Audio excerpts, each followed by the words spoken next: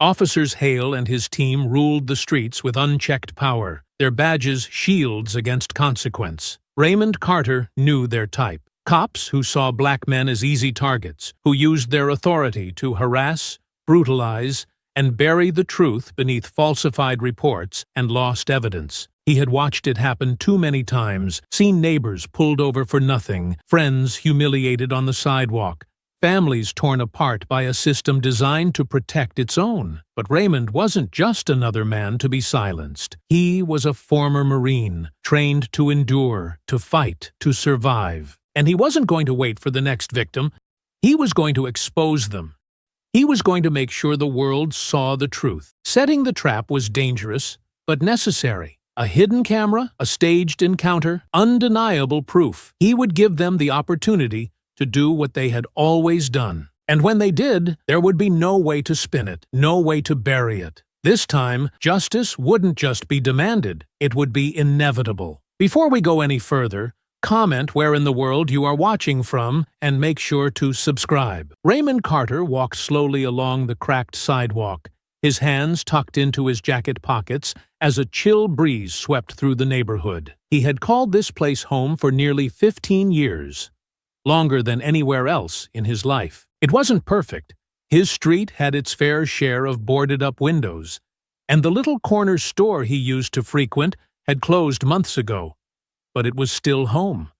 To him, at least. To others, it seemed like a problem to be solved. The signs were subtle at first. Police cruisers started lingering a little too long on certain blocks, slowing down as kids played outside or as an elderly couple sat on their stoop. Then the questions began. What are you doing here? Where are you headed? Questions asked in sharp, clipped tones, as if just existing in this space was a crime. Raymond had brushed off the first few incidents. He was a former Marine. He'd been through worse. But it didn't stop. It only grew worse. A few months ago, they'd pulled over his neighbor, an older man who ran a small cleaning business. They called it a routine stop, but everyone knew what it was.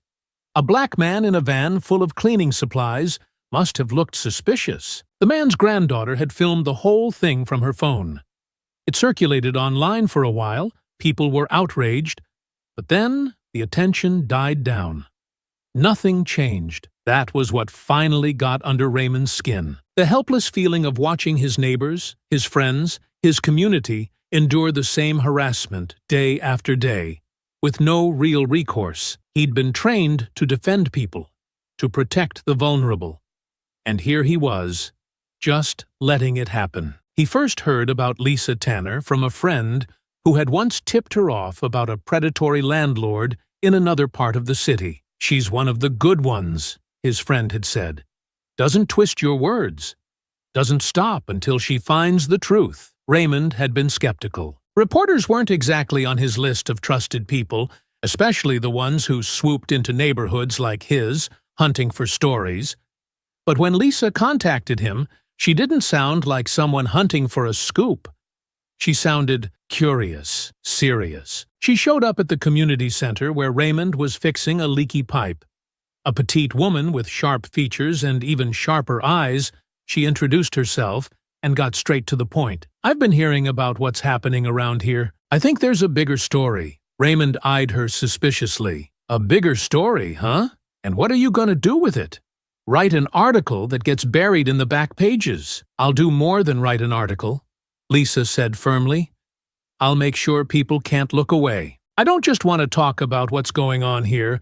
I want to show it. He didn't say yes right away. Over the next week, Lisa kept showing up. She talked to other residents, asked questions, listened more than she spoke. Each time, she came back to Raymond. You're the one who can help me make this happen, she'd tell him. People respect you. They'll see what's really happening if you're the one showing them. Raymond had shaken his head the first few times.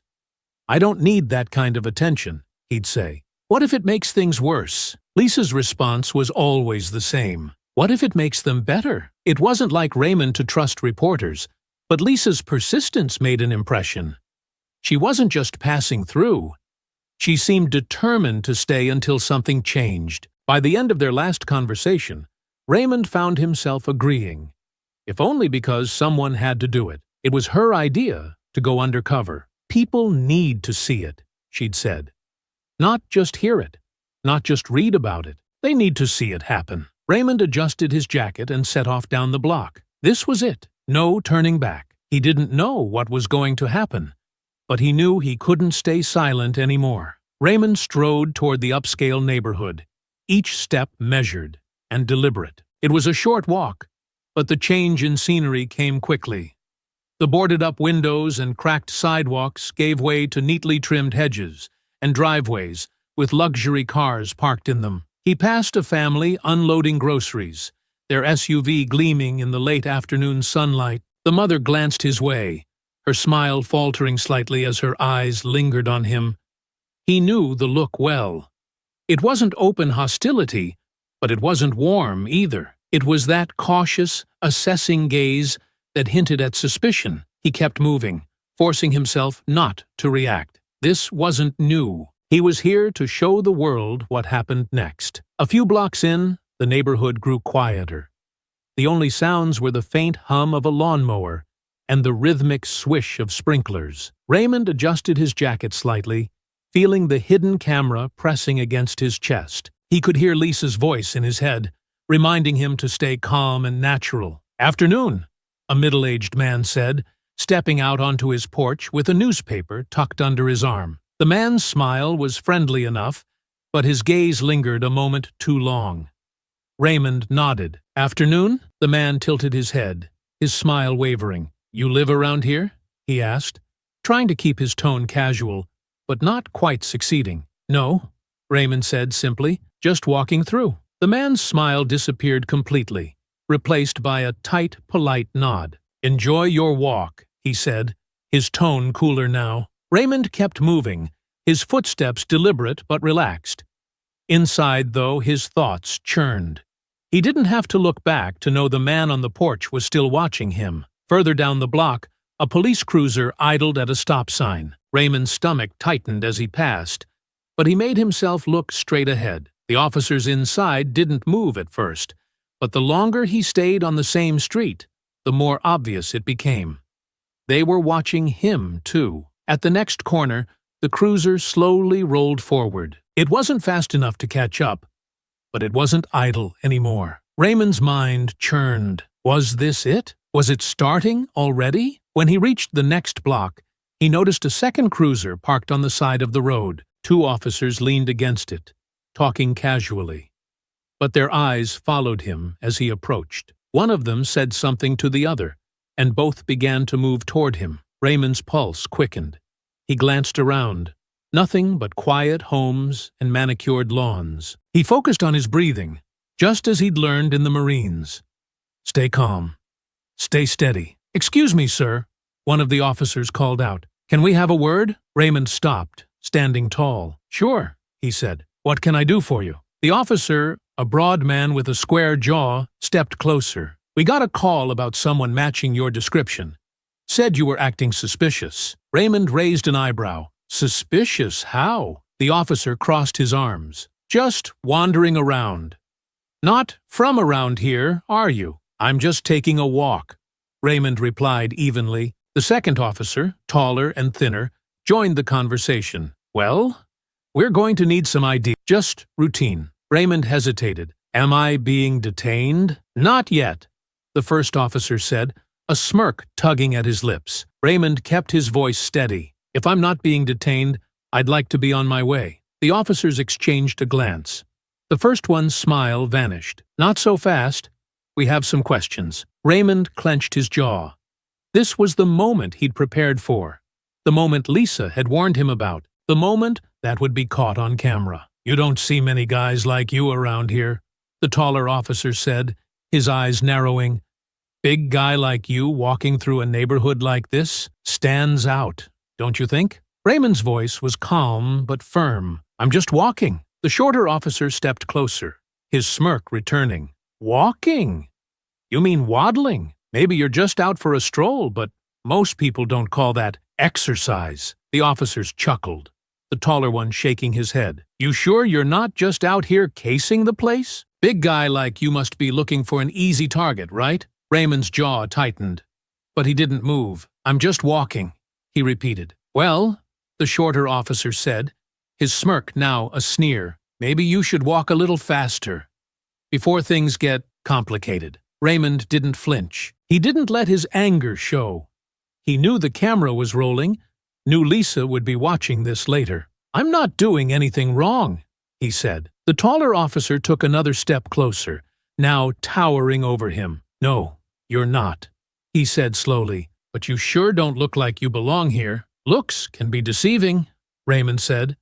His voice was still calm, but there was an edge to it now. "And I'm not moving." The officers stared at him for a long moment, the tension heavy in the air. The tension crackled like static electricity. The officers stood closer than necessary, their body language shifting from casual curiosity to subtle aggression. Raymond had seen this kind of posturing before. Chest puffed out, arms crossed, the barely restrained urge to assert dominance. He stayed still, his feet planted firmly on the sidewalk, his hands at his sides. Calm, controlled. He knew the camera was catching all of it. "So, you're refusing to cooperate?" the shorter officer said, his smirk curling into something more menacing. "I never said that," Raymond replied. His voice was steady, even measured. "I told you, I'm just out for a walk." The taller officer raised an eyebrow, his tone dripping with sarcasm. "Just out for a walk, huh? Dressed like that?" "Dressed like what?" Raymond asked. "What's wrong with what I'm wearing?" "Nothing," the shorter officer said, his grin reappearing. "Just looks a little out of place, like you're not from around here." "I already told you," Raymond said, holding his ground. "I'm just walking through." "Well, maybe you should walk yourself back where you came from," the taller officer snapped. "You think these people want to see you standing around here?" Raymond didn't flinch. "I have every right to be here," he said calmly. "I'm not breaking any laws." "Your attitude is what's suspicious," the shorter officer shot back. "Guy like you, big and heavy, just wandering through, looking at these houses like they're free for the taking?" Raymond's jaw tightened. He'd had enough. "I haven't done anything wrong," he said firmly. "You stopped me. I'm just walking," the taller officer sneered. "Listen, buddy, I don't know what you think you're doing here, but I don't trust it. You don't look like you belong in this neighborhood, and you sure as hell don't act like you do." "What's that supposed to mean?" Raymond asked, his voice still calm, though his patience was wearing thin. "It means," the shorter officer said, stepping closer, "that maybe we need to have a little chat down at the station. You know, just to be sure." "That sounds an awful lot like you're detaining me," Raymond said, meeting the officer's eyes. "And if that's the case, I'd like to know what law I've broken." "You've got a smart mouth," the taller officer muttered. He leaned in closer, his eyes narrowing. "Maybe you're not breaking any laws, but you're pissing me off, and that's enough to make you a problem." Raymond kept his expression neutral. "Last I checked, that's not a crime." The shorter officer laughed, though it sounded forced. "You think you're clever, don't you? Big, tough guy with all the answers. Let's see how clever you are when we bring you in." "Bring me in for what?" Raymond asked. His voice remained calm, but the edge was sharper now. "I told you what I'm doing. I'm walking through this neighborhood. That's not a crime." "It is when you're casing houses," the taller officer shot back. His tone wasn't sarcastic anymore. It was firm, deliberate, and dangerous. "Casing houses?" Raymond asked, a slight rise in his voice. "That's ridiculous. I'm just walking." "We've got reports," the shorter officer said, his grin gone now. "A big guy, black, matching your description, going door to door trying to look for easy targets." Raymond narrowed his eyes. "You're lying. You never got a call." The taller officer stepped forward, his hand resting on his belt. "Are you calling us liars, sir?" "I'm calling it what it is," Raymond replied. "An excuse." "Excuses don't land people in cuffs," the shorter officer said. "But keep this up, and we'll see if we need to get you down to the station for some questioning." Raymond's pulse quickened, but he held his ground. "I've done nothing wrong. I'm not casing houses. I'm not robbing anyone, and you know that." "Is that so?" the taller officer said, a sneer curling at the edge of his mouth. Because, from where I'm standing, it sure looks like you've been hanging around a little too long, and it sure looks like you're looking for something more than just a walk." Raymond took a slow breath, steadying himself. The camera was still rolling, capturing every word, every sneer, every accusation. But he could feel the temperature rising, the air thick with tension. "I'm not robbing anyone," Raymond said again, his voice clear and firm. "And if you're going to accuse me of that, you'd better be ready to back it up with more than just your assumptions." The officers exchanged a glance. Their confidence didn't falter, but the lines in their faces hardened. Their postures stiffened. They weren't letting him go. The officers' expressions darkened, the sneers turning into something colder. Raymond could feel the weight of their stares, the way they stood too close, their hands inching toward their belts. He didn't move. He couldn't afford to. He knew how quickly situations like this could spiral out of control. "You don't seem to understand," the shorter officer said, his voice low and menacing. "You're not just going to walk away from this." Raymond's jaw tightened. "I'm not going anywhere until you tell me exactly what I've done wrong." The taller officer stepped even closer, towering over him. "You've got a smart mouth, don't you? Maybe you're used to talking back to people, but out here, that's not going to fly." "I'm not talking back," Raymond said, his voice steady. "I'm just asking for some clarity." "Clarity?" The shorter officer barked a laugh. "You're in the wrong neighborhood, big man. Clarity's not going to help you here." Raymond stood his ground. "I'm not going to let you intimidate me." That was when it happened. The taller officer's hand shot out, shoving Raymond hard in the chest. It wasn't subtle. It wasn't a light push. It was a full-force attempt to knock him off balance. Raymond staggered back, but didn't fall. His training kicked in, instinctively steadying his stance. "Hey!" Raymond barked, his voice sharper now. "What's your problem?" "My problem is you," the taller officer snapped, stepping forward again. "You think you can just stand here and run your mouth like you're untouchable?" Raymond raised his hands, palms open. "I'm not looking for trouble. I'm just standing here." The shorter officer smirked. "Maybe you should have thought of that before you mouthed off." "Mouthed off?" Raymond repeated, his voice rising. "I'm just asking you why you're stopping me. I'm not threatening anyone. You put hands on me. You're lucky that's all we did." The taller officer snarled, closing the distance again. "Guys like you think you can do whatever you want. Not in this neighborhood." Raymond's heart pounded, but he kept his voice firm. "I don't have to explain myself to you. I'm not doing anything illegal. You've got no reason to be in my face." The words barely left his mouth when the shorter officer reached out, grabbing at his arm. Raymond yanked it back, but the movement escalated the tension in an instant. The taller officer seized the opportunity, reaching for Raymond's jacket collar. They weren't just questioning him now. They were making it physical. "Don't touch me!" Raymond snapped, his voice loud enough to carry. He wasn't shouting, but the command in his tone was impossible to ignore. "Or what?" The shorter officer sneered, his grip tightening. "Or I'll defend myself," Raymond warned. He wasn't bluffing. He knew he couldn't afford to make the first move, but he also knew he wasn't going to let himself be manhandled. The taller officer shoved him again, harder this time. Raymond stumbled back, his shoulder brushing against a nearby lamppost. It was clear now. They wanted a reaction.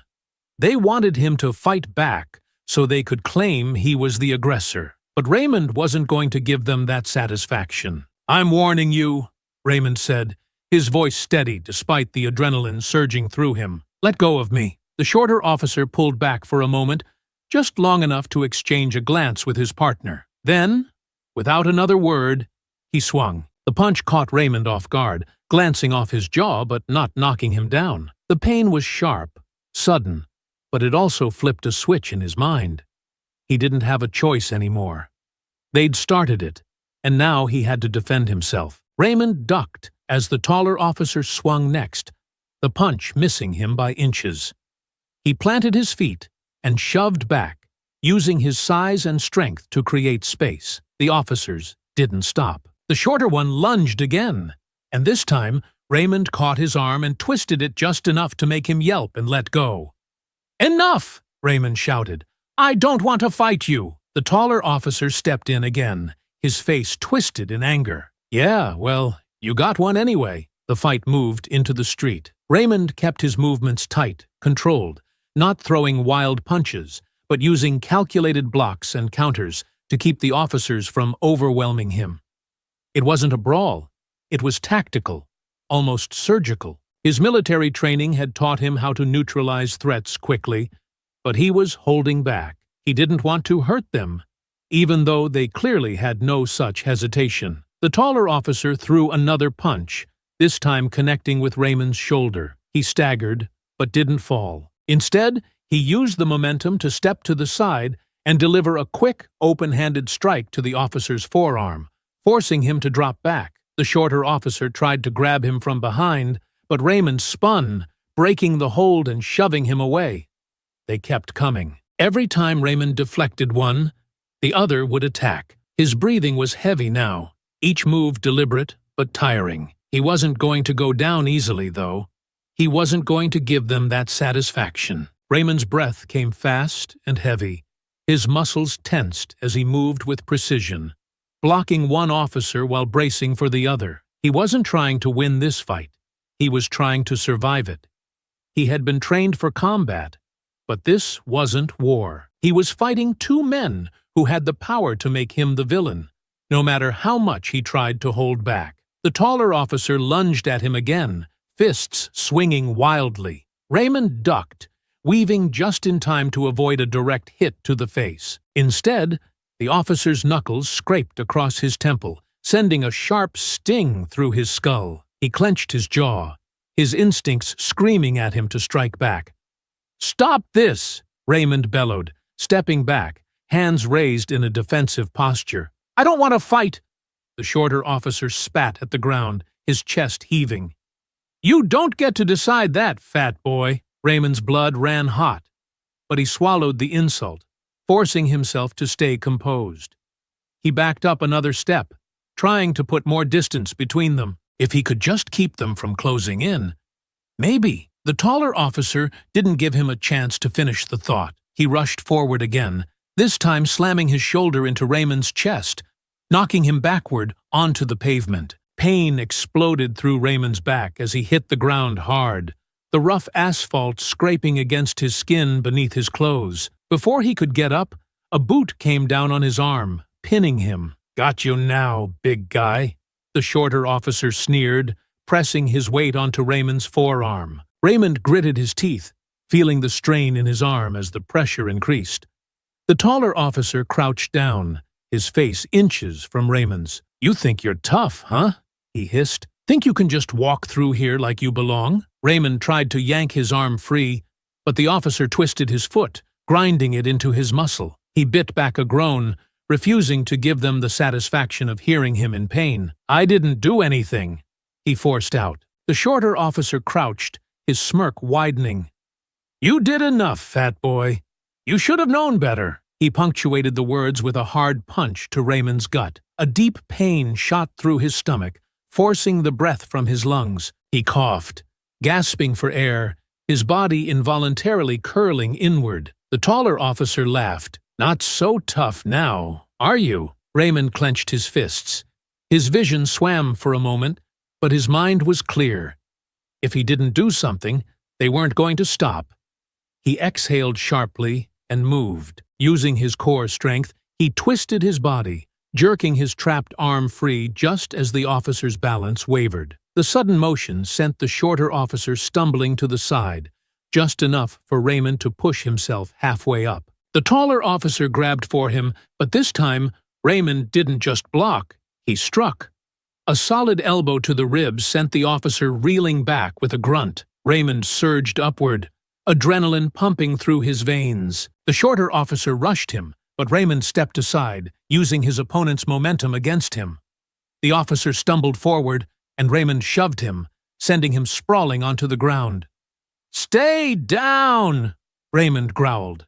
His voice was low, commanding. He was still trying to end this without going too far. But the officers weren't done. The taller one came at him again, swinging with full force. This time the punch connected, landing across Raymond's jaw. His head snapped to the side, the taste of blood filling his mouth. The shorter officer recovered, grabbing at Raymond's jacket, yanking hard. Raymond staggered, trying to keep his footing, but they were both on him now. The blows came fast, fists slamming into his ribs, into his arms as he tried to shield himself. They weren't just subduing him, they wanted to hurt him. Another punch caught him in the stomach.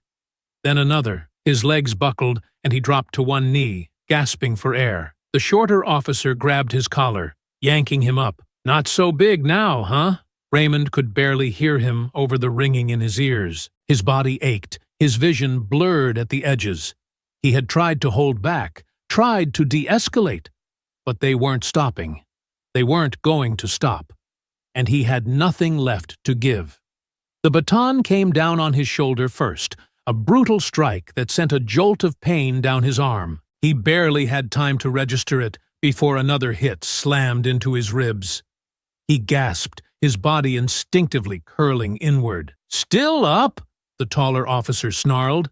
"Let's fix that." A sharp crack sounded as the baton struck the back of his knee, forcing him fully onto the ground. Raymond coughed, trying to push himself up, but the shorter officer kicked him in the ribs, rolling him onto his back. "You should have just gone home," the shorter officer muttered, before bringing the baton down again, this time against Raymond's side, hard and fast.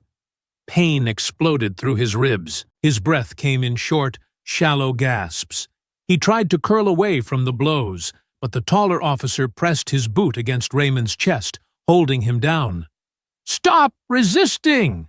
the officer barked, his voice mocking. "I'm not—" Raymond's words were cut off as the baton struck his arm again. His vision blurred at the edges, but he held on.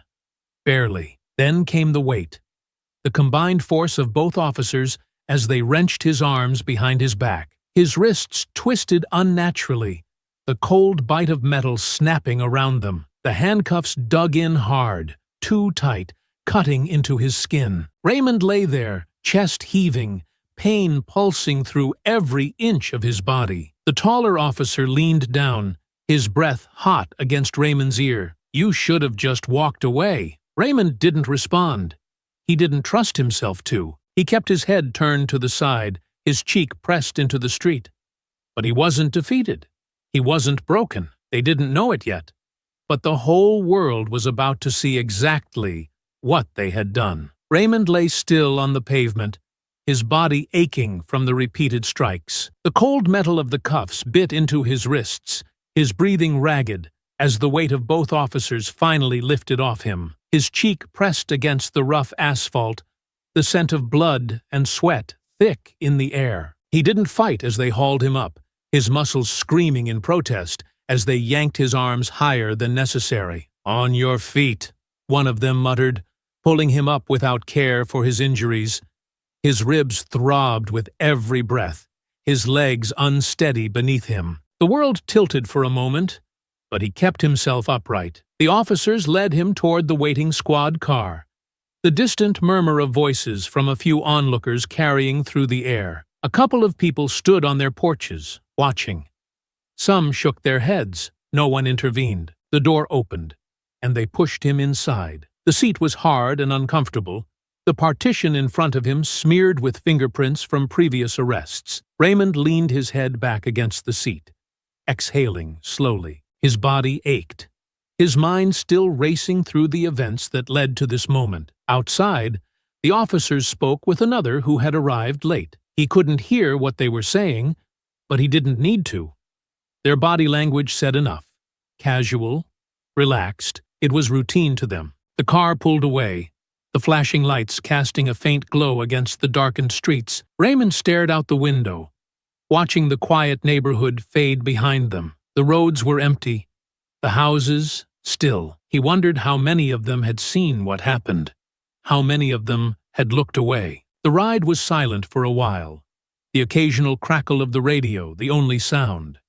Then one of the officers spoke without turning around. "Long night ahead." Raymond didn't respond. He had nothing to say to them. The station came into view, its harsh lights glaring against the night sky. As they pulled into the lot, he braced himself for what came next.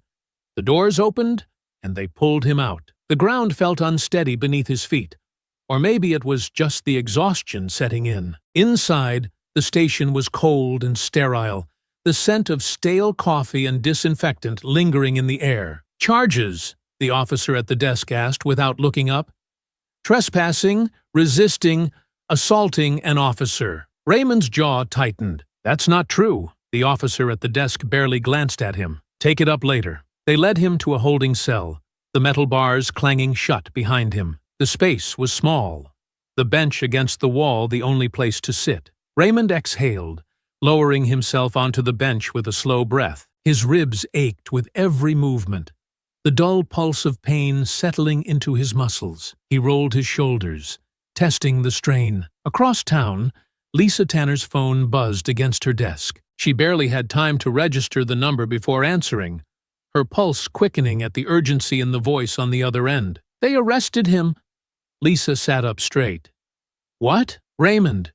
They've got him in holding." She gripped the phone tighter, already reaching for her bag. "Tell me you got footage." "More than enough." Lisa was out the door before they finished speaking. Back in the cell, Raymond didn't know how long they planned to keep him here. He didn't know what they would try next. But he did know one thing. Lisa had the footage. And once it got out, this wasn't going to end the way they thought it would. The cold from the concrete bench seeped through Raymond's clothes as he sat with his back against the cell wall, his hands resting loosely in his lap. His fingers tingled from the tight cuffs they had only just removed, the skin around his wrists raw. The dull pulse of pain throbbed in his ribs, his body stiff from the beating. Every inhale sent a sharp sting through his side, and he knew at least one of the strikes had bruised something deep. He rolled his shoulders and let his head tilt back against the wall, staring up at the ceiling. The fluorescent lights hummed softly, a sound that blended with the occasional murmur of voices beyond the bars. The station wasn't loud, but it wasn't quiet either. Officers moved in and out of the main room, some laughing at private jokes, others speaking in low, professional tones. The normalcy of it all made Raymond's stomach twist. To them, this was nothing. Just another night, another arrest, another black man in a cell. He exhaled slowly, shaking his head. His whole body ached. But the worst of it wasn't physical. It was the anger creeping into his chest, the frustration sitting heavy in his gut. This wasn't how it was supposed to go. He knew getting stopped was a possibility. Hell, that was the whole point. But the way it escalated so fast, the way they went straight to violence, left his hands curling into fists. They were waiting for it. He muttered under his breath, his voice hoarse. They didn't need a reason. His fingers flexed, trying to shake the stiffness. He needed to calm down. He needed to focus. He knew better than to let his emotions take over, especially now. One of the officers walked past the holding cell, barely glancing at him before dropping a file onto the desk at the front. Raymond leaned forward, resting his elbows on his knees. "How long you planning on keeping me in here?" he asked, his voice even but firm. The officer barely acknowledged him, flipping through the paperwork. "Until we process everything." Raymond huffed out a laugh, shaking his head. "Process what? You didn't find anything on me. I didn't break any laws. You just needed an excuse." The officer finally looked up, his expression unreadable. "You can talk all you want. Doesn't change the fact that you're sitting in that cell." Raymond clenched his jaw, inhaling slowly through his nose. "I want my phone call." "You'll get it." "When?" The officer smirked faintly. "Whenever we get to it." Raymond leaned back, pressing his lips together. He knew the game. They wanted him frustrated, wanted him to lash out so they could add more charges, extend the hold, keep him locked up just long enough for things to quiet down. But that wasn't going to happen. Lisa had the footage. The thought settled in his chest, steadying him. He had done his part. The rest was in motion now.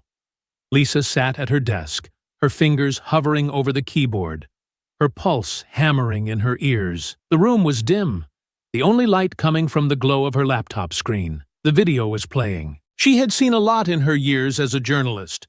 Protests turned violent, leaked body cam footage, grainy cell phone videos of injustice unfolding in real time. But this was different. This was clear. This was undeniable. She leaned forward, her hands gripping the edges of her desk, as she watched the officers surround Raymond. Their postures tense before the first push, the sneers, the shoves, the way they circled him, then the first baton strike. She flinched when it hit, her fingers tightening. Even though she had known what happened, watching it unfold in crisp, high-quality footage made it feel heavier, more real. Raymond hadn't provoked them. He hadn't fought back. They had gone after him because they could. Lisa's stomach turned when the final strike sent him to the pavement. The moment the weight of both officers pressed down on him, the moment he stopped struggling, knowing there was no point, she felt something burn in her chest. Anger, frustration, disbelief that this kept happening, over and over again. Her phone sat next to her, but she couldn't bring herself to reach for it. Not yet. She pressed play again, forcing herself to watch it from the beginning. She needed to be sure. The footage wasn't shaky. The sound was crisp. The words the officers used, the things they said, it was all there. No ambiguity. No gray areas. Lisa swallowed hard, exhaling through her nose. She reached for her phone, dialing a number with steady hands. It rang once, twice. Then a voice picked up. "This better be important," her editor said, his voice groggy with sleep. Lisa didn't hesitate. "I have something." Something big. A pause. Then his voice sharpened. How big? She glanced back at the screen, at the frozen image of Raymond on the ground. His face turned toward the camera, blood on his cheek. Big enough to set the city on fire. Raymond sat in the holding cell, his head tilted back against the cold concrete wall, his body aching from the beating. The bruises were setting in now, a deep, throbbing ache in his ribs and arms that made even breathing a chore. He had tried to adjust his position on the hard bench, but there was no comfort here. The fluorescent lights above buzzed faintly, casting a sterile glow over the room. Officers walked past the bars without looking at him, their conversations low and filled with laughter, as if he wasn't even there. The wait was deliberate.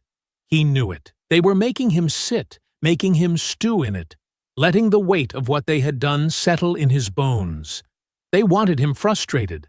They wanted him angry. But he wasn't going to give them the satisfaction. The only thing keeping him steady was the knowledge that Lisa had the footage.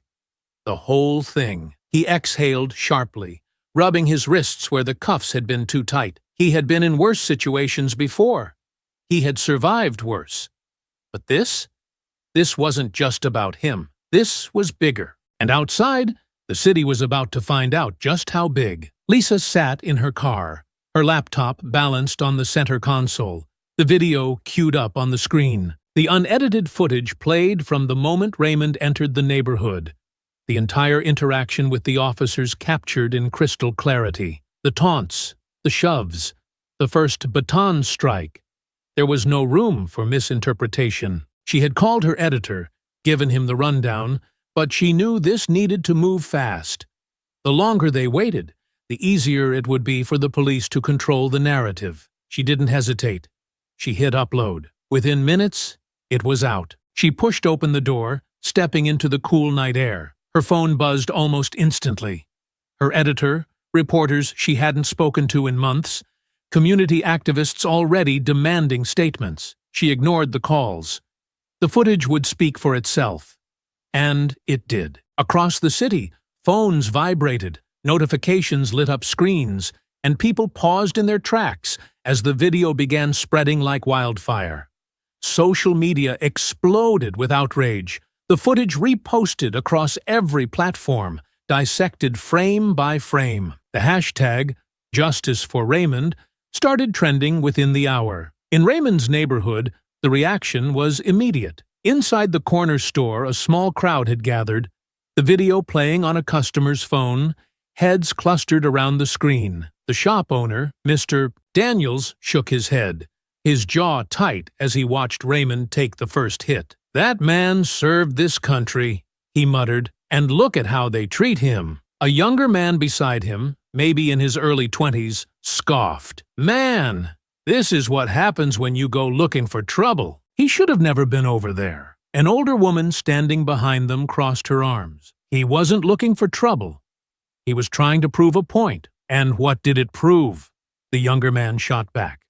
"That they're gonna do what they always do, that they can beat us down, lock us up, and nothing changes. It proves," Mr. Daniels said, his voice low and firm, "that now the whole damn world can see it." Elsewhere, outside a local diner, two men leaned against the wall, one scrolling through his phone while the other paced. "They didn't even hesitate," the first man said, shaking his head. "They were waiting for an excuse." The second man exhaled, rubbing a hand down his face. "Yeah, and now we gotta figure out what we're gonna do about it. This is bigger than just one arrest," the first man muttered. "This is about all of us." The church doors down the street had been left open, the video playing on a projector inside. A group of community members sat in silence, watching Raymond's last words before the first baton came down. Reverend Harris, a man in his 60s with graying hair and sharp eyes, turned to the crowd. "We cannot let this be just another story," he said, his voice steady. "We cannot let this be forgotten." Some nodded, others murmured their agreement. Outside, a mother sat in her parked car, her hands gripping the steering wheel as the video looped on her phone screen. Her teenage son sat beside her, watching in silence. "This is why I tell you to be careful," she said, finally. The boy swallowed hard but didn't look away. Inside the police station, the shift in atmosphere was palpable. Officers who had been laughing minutes ago now whispered among themselves, checking their phones, glancing toward the holding cells. The station chief stormed out of his office, a phone pressed to his ear, his voice sharp. "How the hell did this get out so fast?" The officer at the desk shifted uncomfortably. "I don't know, sir, but it's everywhere." The chief swore under his breath. "Where's Carter?" "Still in holding." "Get him processed. Now!" Raymond sat up straighter when he saw the movement outside his cell. The energy in the station had changed. Something had shifted. The officer who had ignored him earlier now looked uneasy as he approached the bars. "Looks like you're getting your phone call." Raymond didn't move right away. He let the moment sit, watching the officer's expression shift. Then, slowly, he stood. Lisa had done her job. Now it was time for the rest of the world to do theirs. Raymond sat at the metal table in the dimly lit processing room, a landline phone pressed against his ear. His ribs ached every time he inhaled, and his knuckles were still stiff from being cuffed too tightly. The air smelled like coffee and ink, the usual stench of a station where too many people had been processed before him. Lisa's voice came through the line, steady but urgent. "They just let you make this call?" she asked. Raymond exhaled. "Only because they don't have a choice anymore. They know what's happening," Lisa said. "The video's everywhere and the pressure is mounting, but they're already trying to spin it." Raymond rubbed his temple, wincing at the lingering pain from the officer's baton. "Let me guess. Big black guy attacks officers. They had to defend themselves." "Exactly," Lisa confirmed. "But it's not holding. Too many people saw what really happened." She hesitated. "And there's more. Someone else was recording." Raymond sat up straighter. "Who?" "A kid. High schooler. He was down the street when it happened. Caught the whole thing from another angle. His footage is even worse for them. It shows the first officer checking if his body cam was off before they started hitting you." Raymond clenched his jaw. "That's a game changer." "It is," Lisa agreed, but there was hesitation in her voice. "What's the problem?" Raymond asked. "He's scared," Lisa admitted. "Won't give me his name. Says he doesn't want to get involved, doesn't trust the police to leave him alone if they find out he filmed it." Raymond leaned back in his chair, the chain on his cuffs rattling slightly. He understood the fear. A kid with footage like that? He had every reason to be afraid of the retaliation. "We need to protect him," Raymond said. "He can't do this alone. I told him we can blur his face, keep his identity out of it. But he's still hesitant," Lisa said. "I need you to talk to him." Raymond exhaled through his nose. "Give me his number." "I don't have it," Lisa admitted. "But he agreed to meet with me. Said if I brought you into the conversation, he might reconsider." Raymond nodded. "Then let's set it up." Lisa hesitated. "Raymond, they're trying to turn this into a circus. Some media outlets are already calling you a repeat offender, even though you've never been arrested before." "Doesn't surprise me," he said.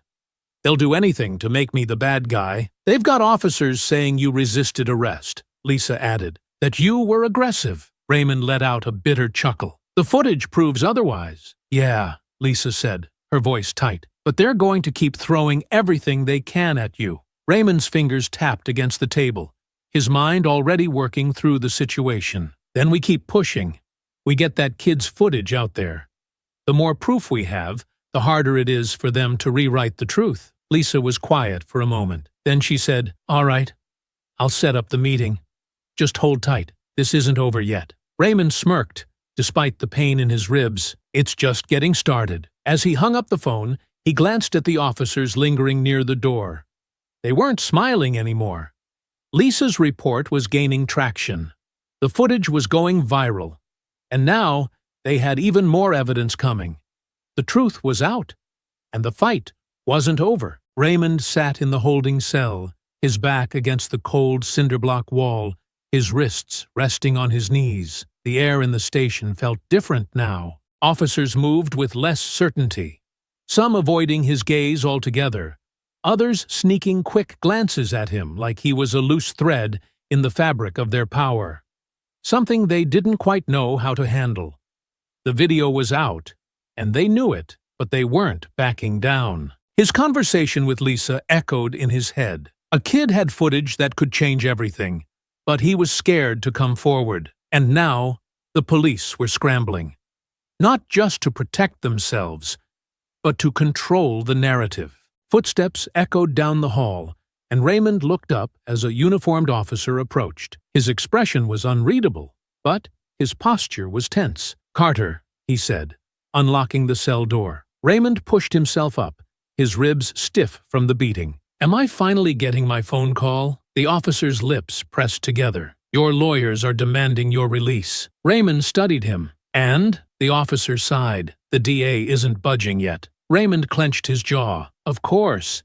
He had expected this. The district attorney was feeling the pressure from both sides. Civil rights groups demanding justice, and the police union closing ranks. "The whole damn country has seen what happened," Raymond said.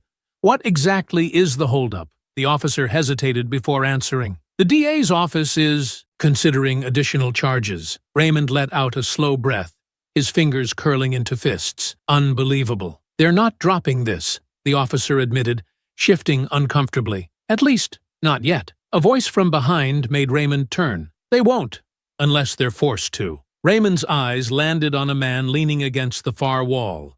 His posture relaxed, but his expression serious. He looked to be in his 50s, with a salt-and-pepper beard and sharp, tired eyes. He wasn't in uniform, but everything about him still read like a cop. Raymond narrowed his gaze. "Who are you?" The man stepped closer. "Darius King. Used to be on the force." Raymond let out a humorless chuckle. "Let me guess.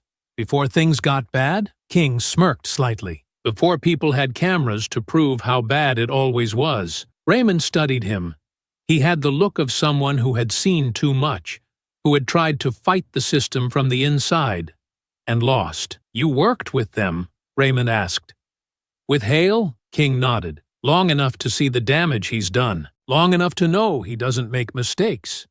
He makes choices, and you were one of them." Raymond exhaled sharply. "So what happened? Why aren't you still wearing a badge?" King's expression darkened. "Because I refused to look the other way." Raymond crossed his arms, wincing slightly at the pain in his ribs. "Didn't work out, did it?" "No," King admitted. "I filed complaints. I pushed back. But the union always had his back. They made sure I was the one who paid the price." Raymond shook his head. "And now you're here. Why?" King glanced at the bars, then back at Raymond. "Because I know exactly how this plays out. Internal Affairs will investigate, but they won't take real action unless the pressure stays on. Meanwhile, the union is already circling the wagons. spinning this into a story about how you resisted. Raymond scoffed. I didn't resist. King gave him a knowing look. Doesn't matter. They'll say you did. They'll dig through your past. Try to find anything they can use against you. If they don't find something, they'll make people believe something was there anyway. Raymond clenched his jaw. I don't have a record. King smirked bitterly. Won't stop them from making you the villain. Raymond took a slow breath, steadying himself. So why are you telling me this? What do you want? I want to help, King said simply. I've been where you are. I know how these investigations go. If you want a chance at real justice, you're going to need people who understand the system. Raymond studied him for a long moment before nodding. All right, let's talk. King nodded back. Good, because if we don't move fast, they're going to bury this before it even starts. Raymond glanced at the officers lingering near the desk. They weren't laughing anymore. They were waiting, watching, hoping this would blow over. Raymond sat on the edge of the hard cot in his cell, his elbows resting on his knees, his fingers intertwined. The minutes stretched into hours, and the weight of everything settled onto his shoulders. He had known this fight wouldn't be easy, but he hadn't expected it to feel this personal, this suffocating. His phone was gone, but he knew exactly what was happening outside. He was the story now. Not the officers, not the system, not the brutality caught on camera. Him. The smear campaign had started fast. The police union had gone on the offensive, spinning the narrative into something else entirely. Raymond Carter, aggressive ex-Marine with a history of confrontations. The full story. What the video doesn't show. Did Raymond Carter provoke the officers? They were doing what they always did, controlling the narrative, shifting the focus, making people question what their own eyes had seen. The headlines were relentless, twisting facts, digging for anything in his past they could use against him. And worse, they were going after his family. He exhaled sharply, his chest tight as he thought about his mother. She had called Dana in tears, her voice shaking over the phone. His mother had seen the reports. People had shown up outside her house, journalists knocking on her door, shoving microphones in her face. Some had even gone through their old social media posts, trying to find something, anything, to paint them as troubled, as flawed, as deserving of the treatment Raymond had endured. Dana had handled it the way she always did, head on. But she was exhausted, and Raymond knew it. The door to the cell block buzzed open. Raymond looked up, expecting an officer, but instead he saw his lawyer. A tall, composed black woman in a navy blazer and glasses that gave her the air of someone who had been through too many battles and still had plenty of fight left in her. Nia Caldwell. She had been one of the first lawyers to take his case after Lisa's report went viral. And from the moment she walked in, Raymond knew she was the right person for the job. She sat across from him, pulling out a folder. You doing all right? Raymond let out a dry chuckle. I've been better. Nia nodded. The DA is still stalling. They know they can't hold you forever, but they're waiting to see how the public shifts before they make a move. Raymond's jaw tightened. So they're trying to see if this blows over. Exactly. Raymond sighed. And what's the union saying? Nia's eyes darkened. They're in full defense mode, saying the officers acted appropriately, that you were a threat, that they feared for their lives. Raymond let out a slow breath. Same script, different name. Pretty much, Nia said. And they're using every connection they have to pressure the DA into keeping you here. Raymond shook his head, the frustration mounting. And my family? Nia hesitated for a moment. It's getting bad. Raymond clenched his fists. I need to see them. I know, she said. I'm working on getting you released, but they're playing games. We've got the video, we've got public support, but they're betting they can ride it out until people lose interest. Raymond's stomach twisted. Lisa won't let that happen. Nia gave a small smirk. No, she won't. And she's not the only one keeping the pressure up. She slid a folder across the table. Raymond hesitated before flipping it open. Inside were printed screenshots, messages, names, stories. I started collecting them as soon as the video went viral, Nia explained. People started reaching out. People from your neighborhood. People from across the city, all with their own stories about Hale and officers like him. Raymond scanned the pages. Testimonies from black men who had been harassed for walking in the wrong neighborhood. Parents whose teenage sons had been stopped for no reason. Workers pulled over and searched on their way home. One message stood out. A handwritten letter scanned into the file. I was 15 when it happened to me. Officer Hale stopped me on my way home from school. Said, I matched a description. I was too scared to fight back when he threw me against the car.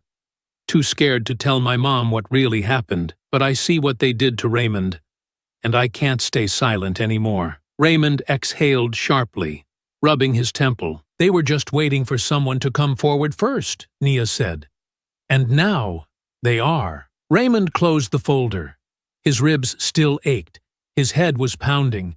But for the first time since this all started, something inside him felt stronger. They're not going to bury this, he said. No, Nia agreed.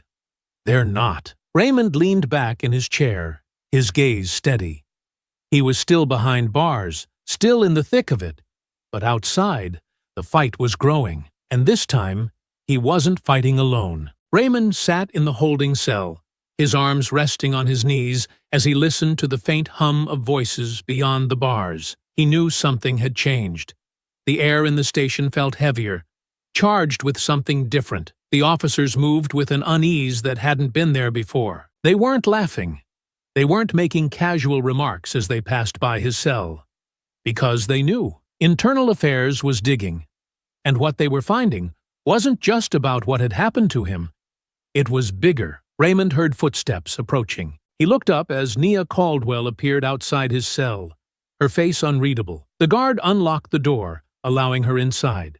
She took a seat across from him, opening a folder. They're still stalling on your release, she said, her voice calm but edged with frustration. Raymond exhaled sharply. What's the excuse now? They're pretending they need more time to review the full scope of the incident. Nia shook her head, which is ridiculous, because the entire country has already seen what happened. But the good news is, Internal Affairs has started pulling records on Hale's team. Raymond's eyebrows lifted. And? Nia leaned forward. It's bad. Worse than we thought. Multiple excessive force complaints, racial profiling reports, cases that were quietly settled out of court. Hale alone has been accused of misconduct at least 7 times in the last 5 years. But none of it stuck. Raymond's jaw tightened. Why? The same reason it never does. Reports went missing. Witnesses changed their statements. The union stepped in every time things got close to real accountability. Raymond let the information sink in. He had suspected as much. But hearing it confirmed only made his anger simmer hotter. And now? He asked. Nia smirked. Now they can't bury it. Not with all the attention on this case. She flipped through her notes. Lisa's been relentless. Every time the department tries to shift the focus, she counters with more evidence. And it's working. People are pissed. Raymond leaned back against the wall. How bad is it? Nia studied him. Bad enough that they've had to put Hale and his entire team on paid leave. The department is trying to act like it's just procedural, but Internal Affairs is treating it like a real investigation. They're pulling body cam footage, reviewing old cases. This could unravel everything. Raymond nodded slowly. Good. Nia hesitated. There's more. Raymond frowned. What? She sighed. There are protests. All over the city. People are marching outside the station, outside City Hall, even in front of the DA's office. They're demanding your release. But it's not just about you anymore. Other people are coming forward. People who had run-ins with Hale's unit. The city is waking up, and law enforcement doesn't know how to handle it. Raymond's hands clenched into fists. It was working. The truth was coming out. But with that truth came risk. I need to see my family, he said quietly. Nia's expression softened. Dana and your mother have been speaking out. They've done interviews, talked about what this is doing to them. To you. Raymond exhaled, a knot tightening in his chest. His mother was strong. But he knew this was breaking her in ways he couldn't protect her from. "Are they safe?" he asked. Nia nodded. "For now, but they've been harassed. Calls, threats, reporters camping outside their house." Raymond's jaw locked. "They shouldn't have to deal with this." "They know that," Nia said. "But they also know you can't fight this alone." Raymond ran a hand down his face. He was exhausted, his body still aching, but he wasn't broken. Not yet. He looked up at Nia. "How do we push harder?" Nia's eyes gleamed. "We keep the heat on. We keep the media focused on the corruption, on the fact that the police still have you in here without charges. The more attention this gets, the more pressure the DA will feel." Raymond nodded. "And internal affairs? They're at a crossroads," Nia said. "They either expose the truth, or they risk being seen as complicit." She smirked. "And they're not about to go down with Hale." Raymond let out a slow breath. "Then let's keep pushing." As Nia stood, the sound of voices outside the station grew louder. Chants, protesters, justice for Raymond. The fight wasn't over. But for the first time, it felt like they had the momentum, and Raymond wasn't going to let it go to waste. Susan Calder had never been the kind of investigator to take the easy way out. A seasoned internal affairs officer with over 15 years in the department, she had built a reputation for being thorough, unshakable, and, much to the frustration of her superiors, not easily controlled. She didn't play politics. She followed the facts.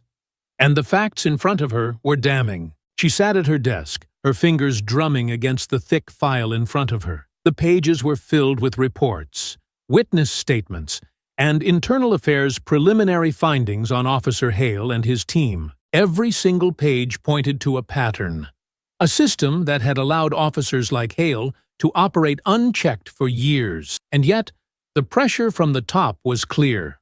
Shut it down. The office door swung open. Assistant Chief Brandon Tate stepped inside, his presence filling the space with quiet authority. He was in his early 50s, a man who had worked his way through the ranks, known for handling department scandals with as little collateral damage as possible. He shut the door behind him and folded his arms. "Calder, we need to talk." Susan didn't look up. "That's what this is, isn't it?" Tate sighed, stepping closer to the desk. "I just got off the phone with the commissioner. The mayor's office is breathing down our necks. The union is already calling this an overreach." Susan finally met his gaze, her expression unreadable. "An overreach?"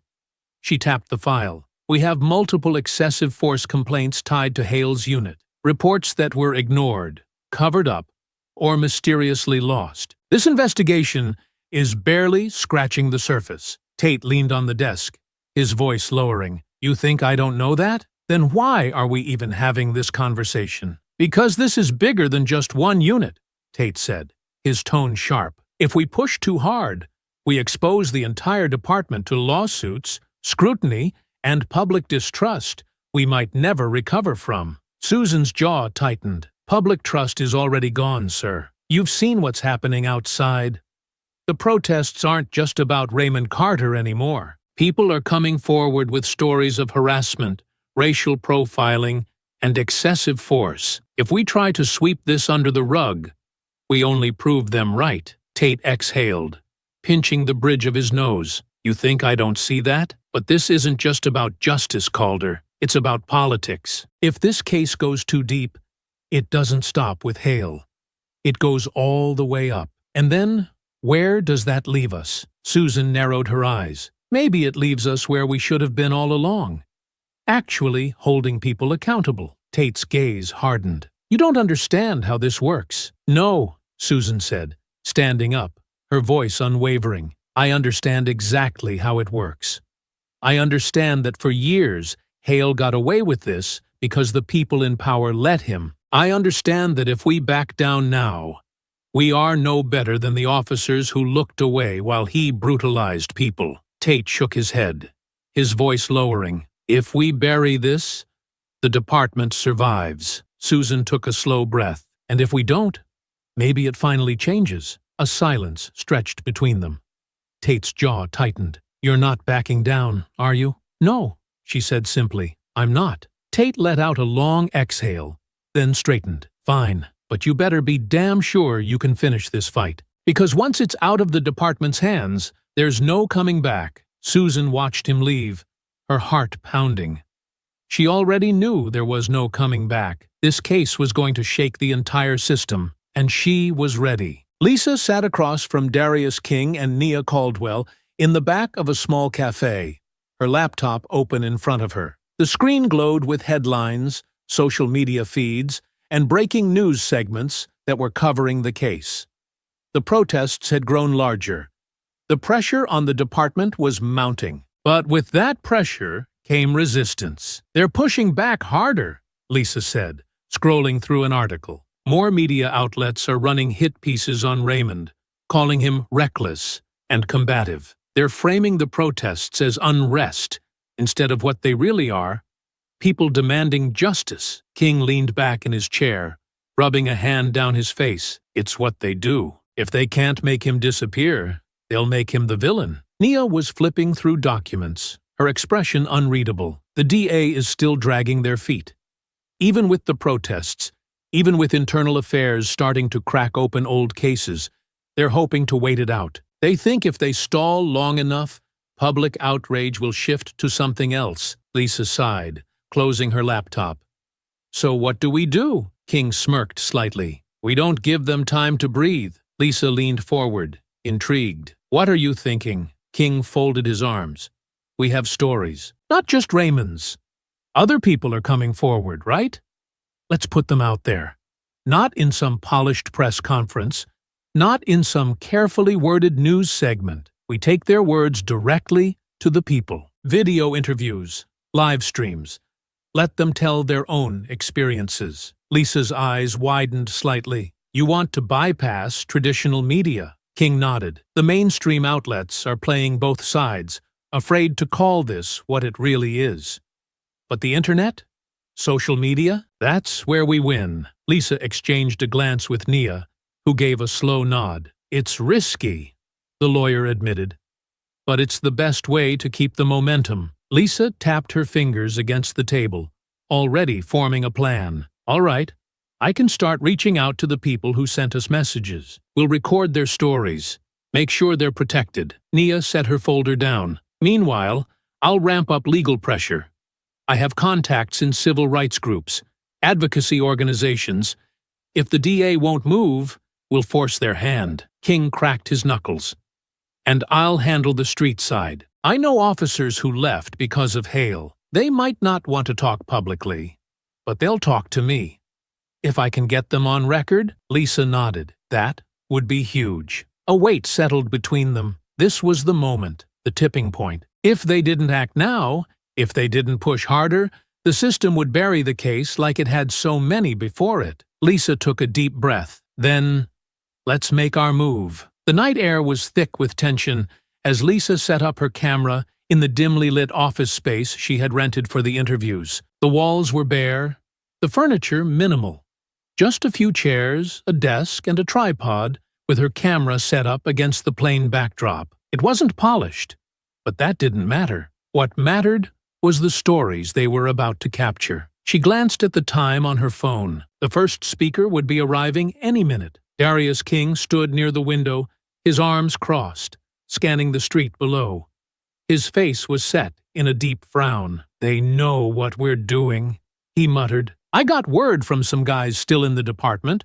Officers are warning people to stay quiet." Lisa tightened the camera's focus, adjusting the frame. "How bad is it?" King let out a low chuckle, shaking his head. "Bad enough that they're trying to intimidate people before they even say a word. But you know what that tells me?" He turned to look at her. "It tells me they're scared." Lisa met his gaze. "Good. They should be." The door to the office opened, and Lisa turned, straightening up as a woman entered. She was in her mid-40s, dressed conservatively in a gray sweater and slacks, her posture stiff with nerves. Her fingers gripped the strap of her purse so tightly her knuckles were white. Lisa stepped forward, offering a gentle smile. "Angela Brooks." The woman nodded. "Yes, I almost didn't come." King stepped forward, his voice steady but reassuring. "We understand. You don't have to do this if you're not ready." Angela took a deep breath, standing in place for a long moment before finally shaking her head. "No, I need to. My son. He was lucky. We got him out before they could ruin his life. But how many others didn't? Lisa gestured toward the chair in front of the camera. Take your time. Just tell your story. Angela hesitated before slowly lowering herself into the chair. She exhaled shakily, clasping her hands together in her lap. The camera light blinked red, recording. She looked into the lens. My son was 17 when they arrested him. They said he fit the description of a robbery suspect. She swallowed hard, blinking rapidly before continuing. He was coming home from a friend's house, just walking. But they threw him against the hood of a police car, searched his pockets, called him a thug. Her voice wavered, but she kept going. They put him in the system. It took us months to clear his name. He still has nightmares about that night. Lisa sat behind the camera, nodding silently, not rushing her. Angela's fingers twisted together in her lap. I tried to file a complaint. They shut me down. Said if I kept pushing, they'd find something on him. She let out a bitter laugh. He was a kid, a straight A student, and they wanted to ruin him. King exhaled, shaking his head. He had seen this too many times. Angela's eyes burned with restrained anger. Hale and his team.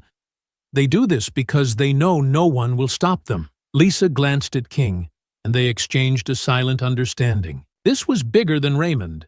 It always had been. By the time Angela finished, Lisa's phone was buzzing non-stop. Messages from people who had seen the video and wanted to tell their stories too.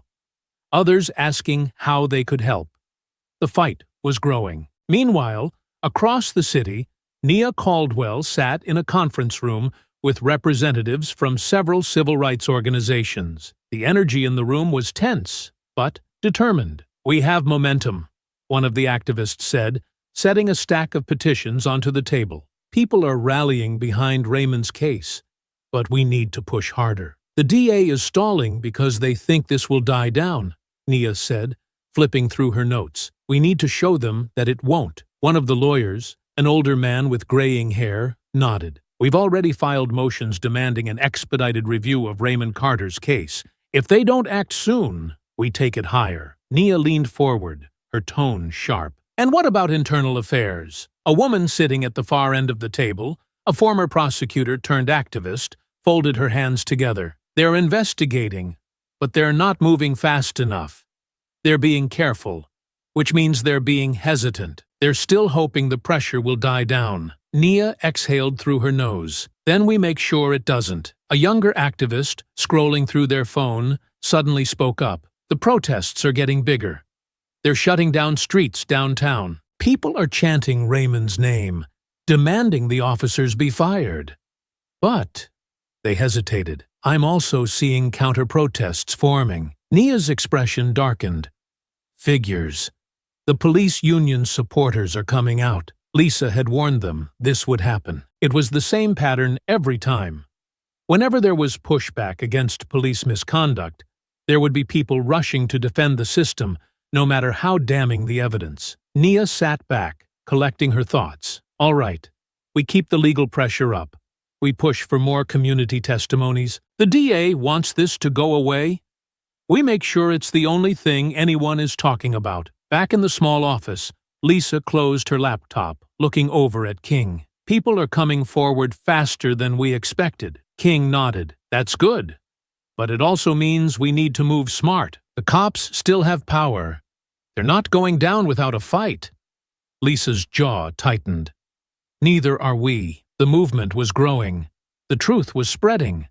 And soon, the people who thought they could silence it would have to face the consequences. The sound of protest chants echoed through the streets outside the police department headquarters as Susan Calder sat at her desk, her eyes scanning the latest batch of documents in front of her. The case against Officer Hale and his unit had been unraveling for days, but now she had something that changed everything.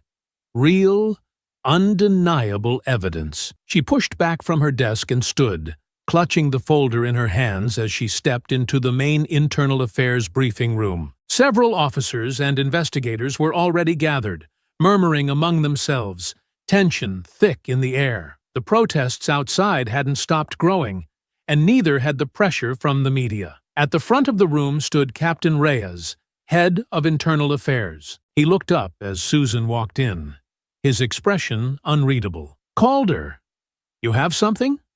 Susan nodded. "I do." She dropped the folder onto the table, flipping it open. "We just uncovered sealed complaints filed against Officer Hale that date back 10 years. Some were formally dismissed, but others, they were conveniently lost before reaching disciplinary hearings." The murmurs in the room grew louder. Reyes frowned, flipping through the documents. "How did we not know about this before?" Susan's jaw clenched. "Because it was buried. Someone higher up made sure of it." She reached into her bag and pulled out another file. And it gets worse. Some of the old reports connect Hale to previous cases involving the same pattern: false arrests, excessive force, targeting black men in wealthier neighborhoods. This isn't just about Raymond Carter. It's about a system that let Hale operate without consequences for years. An older investigator, Detective Jimenez, leaned forward. "Are we talking about cases where people served time because of his actions?" Susan nodded. "At least 5 that we can confirm."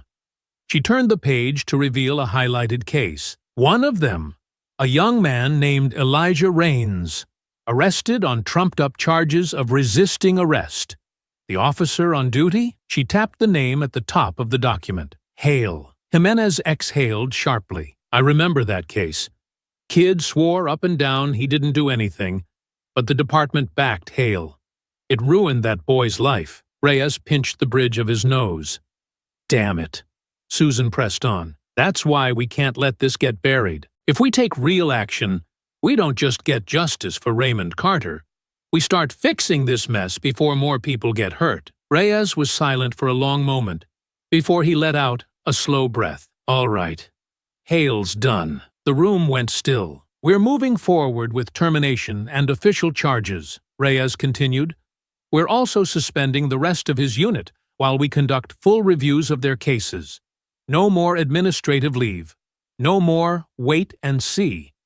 We do this by the book." Susan nodded, but she wasn't done. "That's not enough." Reyes looked at her, brow raised. "Excuse me? If we stop at Hale, we're just cutting off a limb while the disease is still spreading," Susan said firmly. "Someone covered for him.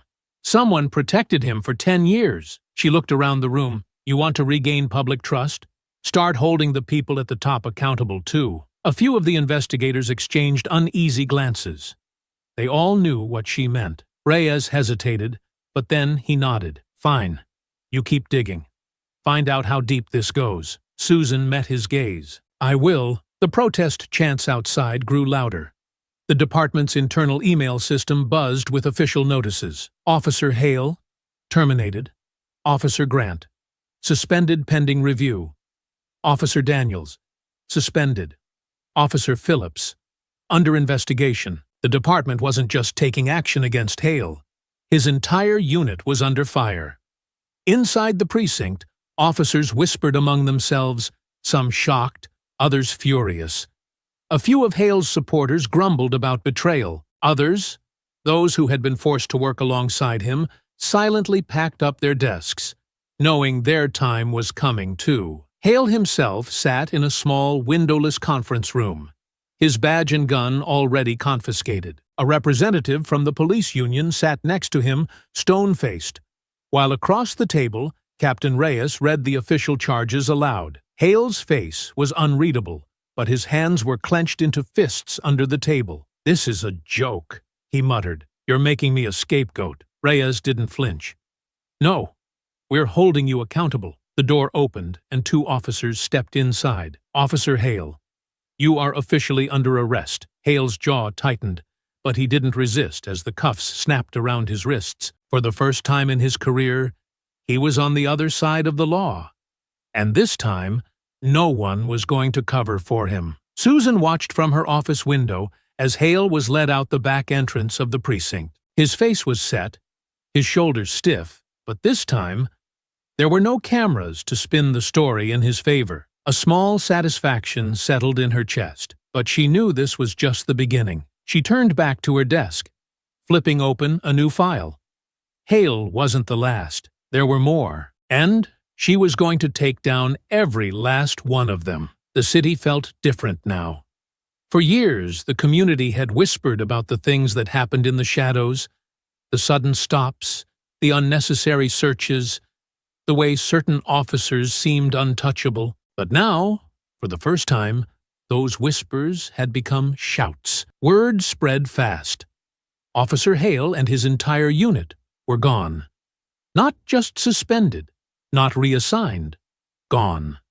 Their names stripped from the precinct roster, their badges taken, their faces on the news not as law enforcement, but as criminals, and the city celebrated. At first, it was small gatherings, neighbors stepping onto porches, exchanging looks that said, "Finally." Then it grew. People poured into the streets, not in anger, not in protest, but in relief. Outside the precinct, a crowd formed, not with signs of frustration, but with voices lifted in victory. "You hear that?"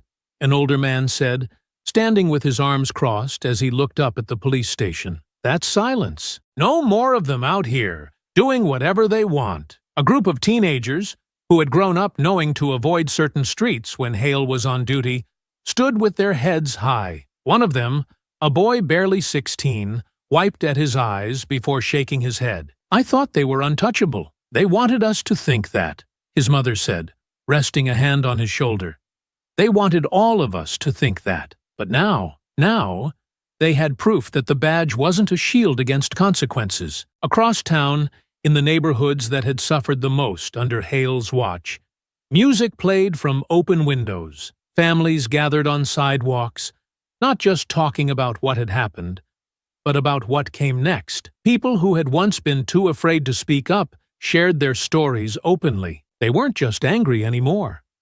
They weren't just mourning lost time, lost years, lost lives. They were hopeful. Inside the police department, it was a different story. The officers who had once moved through the halls with certainty now walked in silence. The ones who had laughed at the complaints, who had looked the other way, who had told themselves they were just doing their jobs, they didn't speak now. They didn't make eye contact with each other because Hale was gone, and so were the people who had protected him. The weight of it settled in. A young officer, fresh to the force, passed by an older detective and muttered, "I never thought they'd actually—" The detective cut him off with a look. Neither did they. It wasn't just Hale's reputation that had crumbled. It was the entire illusion that officers like him would always get away with it. Captain Reyes watched it all unfold from his office window. He could hear the voices outside, the sound of a community that had won. His gut twisted. Not with anger, not even with frustration, with regret. He had known. Maybe not every detail, maybe not every name, but he had known enough. And he hadn't stopped it. Susan Calder stepped into the room behind him. He didn't turn to look at her. She didn't speak right away, just let the weight of the silence settle before saying, "It didn't have to take this long." Reyes let out a slow breath. "I know." Susan moved beside him, looking out at the celebration happening just beyond the glass. "They're not done," she said. "This is just the beginning." Reyes nodded slowly. "Yeah." He looked down at the files still on his desk. The cases being reopened. The names that were still under investigation. The people who had let this happen weren't done answering for it. Outside, the celebration carried on.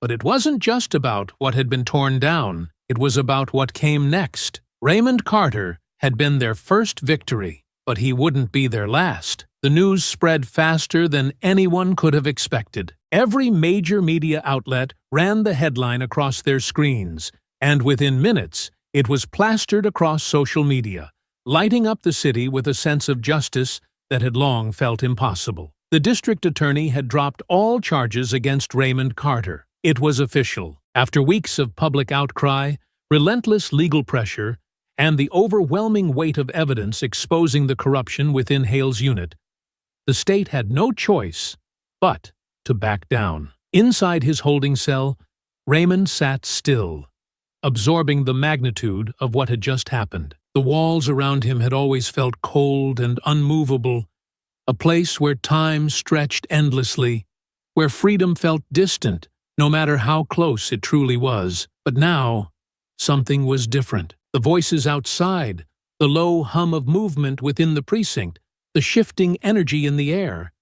It all pointed to one undeniable truth. This was over. They had finally lost their hold on him. He sat on the same hard bench he had been confined to for what felt like years rather than weeks, his elbows resting against his knees, fingers interlocked as he listened to the activity beyond the heavy metal door. The usual detached murmurs of officers going about their business had changed. There was no more arrogance, no more dismissive remarks, no more quiet amusement at his expense. The air had thickened, their movements slower, their voices lower. There was a stiffness now, a tension that hadn't been there before. They had spent weeks treating him like a cautionary tale, a reminder that standing up against them came with consequences. But now, he was the one proving them wrong. The sharp sound of the door unlocking pulled him from his thoughts. He looked up, just as Nia Caldwell stepped inside, her presence filling the small room with an unshakable sense of purpose. She wasn't carrying the usual case files or stacks of legal documents,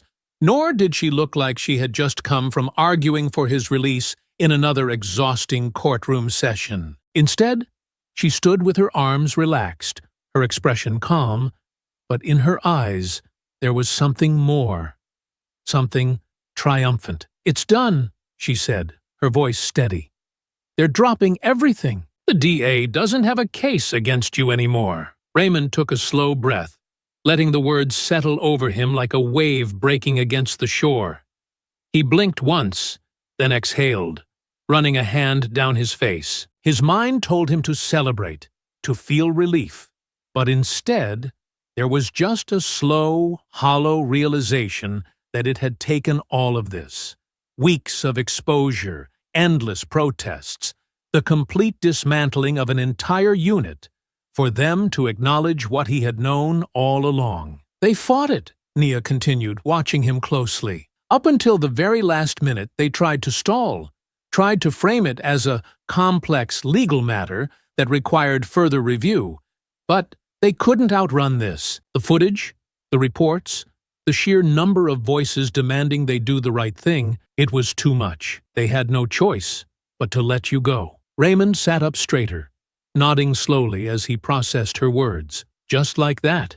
he asked, though he already knew the answer. Nia let out a soft scoff, shaking her head. "Not just like that," she corrected. "This only happened because people refused to let them bury you. They fought hard, and now you walk out of here a free man." For a moment, he said nothing, just let the weight of everything press down on him. He had prepared himself for every possibility. More delays, more legal maneuvering, more excuses from the system that had never wanted to admit fault. He had steeled himself for a longer fight. But now, as he looked at Nia, hearing her say the words he had been waiting for, he realized that the fight had already been won. He pushed himself to his feet, feeling the stiffness in his muscles from weeks of confinement. The station felt different now. The officers who had once moved with confidence, who had smirked at him in passing, now avoided his gaze. Their postures were tense, their hands twitching as though they weren't sure what to do with themselves. No one said anything to him. No one challenged his presence. For the first time, they were the ones who looked unsure. Outside, the world was waiting.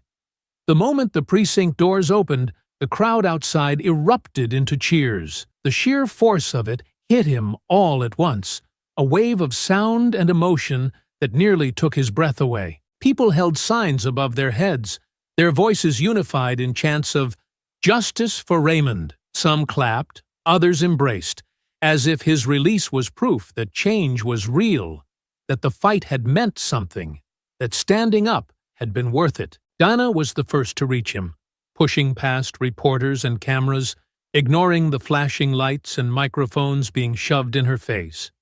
She didn't speak, didn't wait for him to say anything. She just threw her arms around him, holding him so tight it almost hurt. Raymond held on to her, closing his eyes, breathing in the warmth and familiarity of his sister's presence. "I told you," she whispered against his shoulder, her voice thick with emotion. "I told you you'd walk out of here." He pulled back just enough to look down at her, his voice low. "You never doubted it?" She sniffed, shaking her head. "Not for a second." His mother was next, stepping forward hesitantly, her hands trembling slightly as she reached up, cupping his face like she had when he was a child. Her fingers brushed against his cheek, and her eyes, filled with relief and unshed tears, never left his. "You're home now," she said, her voice barely above a whisper. Raymond swallowed hard, nodding. "I'm home." But he knew, even in that moment, that this wasn't just about him anymore. As the cameras flashed and the reporters fired off questions, his gaze shifted to the television screen inside the precinct, where a breaking news report was already running. Investigations into past wrongful convictions had begun. The first name to be exonerated was Marcus Tillman, the man who had spent 3 years in prison because of a falsified police report written by Hale's team. For years, his appeals had been ignored, his case buried beneath excuses and bureaucracy. But now, with Hale exposed, with the system forced to answer for its failures, Marcus had finally been cleared. And his wasn't the only case. The DA's office, once unwilling to admit fault, was now working alongside Internal Affairs to review every single conviction that had been tied to Hale's unit. People who had been wrongfully imprisoned for years were now seeing the first signs of justice. As Raymond stood there, surrounded by his family, feeling the weight of everything that had happened, he knew one thing for certain. The fight wasn't over. But for the first time in a long time, it felt like justice was finally within reach. The world outside had changed. But Raymond Carter wasn't naive enough to believe the fight was over. The officers who had brutalized him were gone, their names disgraced, their crimes exposed for the world to see. The people who had protected them were now under scrutiny, their careers unraveling as past cases were reopened and reviewed. The weight of everything that had come to light, the corruption, the falsified reports, the unchecked violence, was now a storm sweeping through the legal system, forcing it to confront what it had ignored for far too long. And yet, Raymond knew this wasn't justice. Not yet. Justice wasn't just watching Hale and his team get locked up. It wasn't just about reopening cases or forcing the department to answer for what it had allowed. Justice was making sure this never happened again. Raymond had spent years keeping his head down, trying to move through the world without drawing too much attention. But after everything that had happened, that wasn't an option anymore. He had been forced into the public eye, first as a victim, then as a symbol. But he refused to let the world define him by what was done to him. Now, he was going to define himself by what he did next. It started with a single case. Marcus Tillman. His wrongful conviction had been one of the first to be overturned.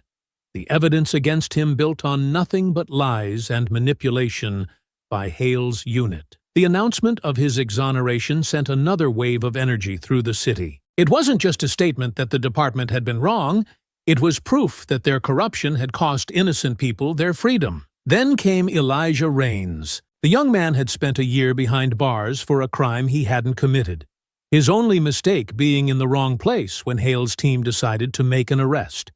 His name was cleared, his record wiped clean, but the time he had lost, that could never be given back. One by one, more names surfaced, more convictions were overturned. The DA's office, now under relentless pressure, had launched a full-scale investigation into every single case connected to Hale's team. Internal Affairs worked alongside civil rights organizations to review old reports, scrutinizing arrest records, interviewing witnesses who had been silenced or ignored for years. And the more they looked, the worse it got. The city had been built on a lie, on the idea that officers like Hale had been cleaning up the streets, when, in reality, they had been creating the very crimes they claimed to be fighting. They had destroyed lives with fabricated charges, beaten confessions out of innocent men, planted evidence when the truth wasn't convenient. And now, for the first time, those lies were being ripped apart. Raymond could have walked away. He could have taken his exoneration, taken his settlement, and disappeared into a quiet life, away from the cameras, away from the endless cycle of fighting a system designed to protect itself. But after everything he had seen, after everything that had been revealed, how could he? He didn't ask to be a leader. He didn't ask to be the face of a movement. But the moment he stepped out of that cell, the moment he looked into the eyes of the people who had fought for him, who had refused to let his story be buried, he knew he had a responsibility. So,